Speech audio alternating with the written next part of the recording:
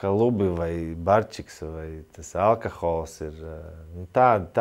Es biju tāds cilvēks, kas savā ziņā, ja es tad apakaļ skatos un es esmu ar 2 bērniem precējies, es biju cilvēks bišķiņ tā kā depresijā. Es biju viens visu laiku. Un tas nozīmē, es biju viens no 16 gadiem līdz, runājot rupi. Gandrīz 10 gadus vairāk, 13, tā reāli. Un man tas kaut kā pārvērtās tādā, kā sniega bumba tādā depresijā. Un es vienkārši darīju, es gāju pa plūsmu.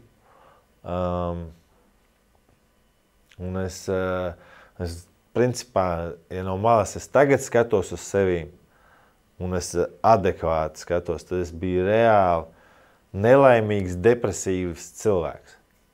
Jā. Tas bija...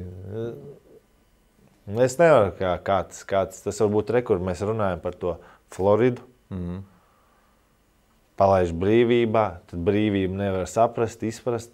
Tad tas paliek par depresiju, kaut kas cits, tālāk un tā.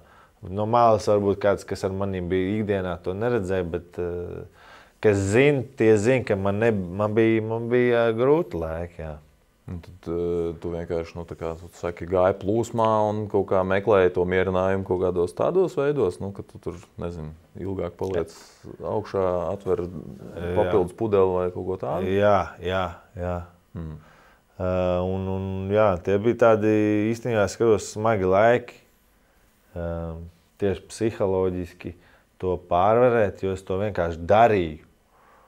Un jo es biju atkal nelaimīgs.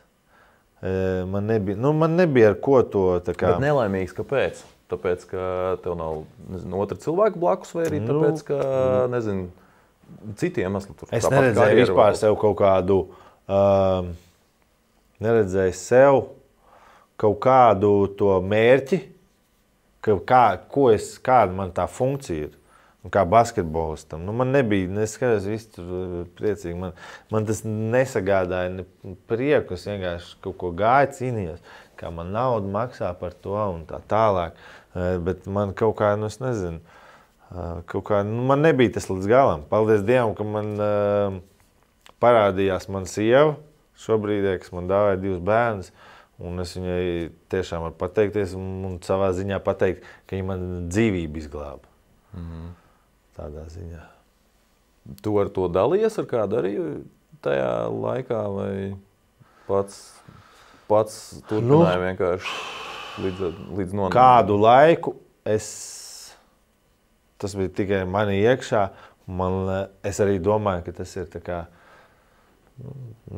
norma varbūt, es nezinu. Es nezinu, tāpēc, ka es tiešām nezināju, kā tas viss notiek un ir cilvēki, kas tā kā var iziet ārā un tad laicīgi aiziet projām. Es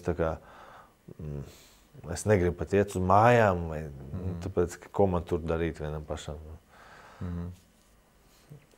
Bet dalīties pa dalīšanos, tuvākie kaut kādi zināja pēc kaut kāda laika, man bija tāda problēma. Es nezinu, vai tā bija problēma, vienkārši es tādam posmam gāju cauri. Un tas bija sarežģīti priekš manis. Tas atstāja ietekmi uz basketbola karjeru? Noteikti. 100%. Es uzskatu, ka es esmu kā spēlētājs realizējis sevi varbūt 1/4. Kā tu to mēri? Man gan bija fiziskie dati. Es nezinu, kas man zina, ka es varēju šajā elites tīpā aizlikt, jā. Mest, man dribls, piespēle, fiziskie dati, diezgan normāli dati, un ko spēlēja kā 2-3 divmetrnieks. Ja? Es domāju, ka man vajadzēja būt, ja kas Eirolīgā bija man visvienkāršāk spēlēt, jo tur bija viegli. Tur nevajag tev motivāciju, lai spēlētu. Tur bija labi komandas biedri. Priekš manis tas bija visvieglākais, kā basketbola ziņā, ja es tā skatos. Kuru spēle tev ir visspilgtāk palikusi no Eurolīgas?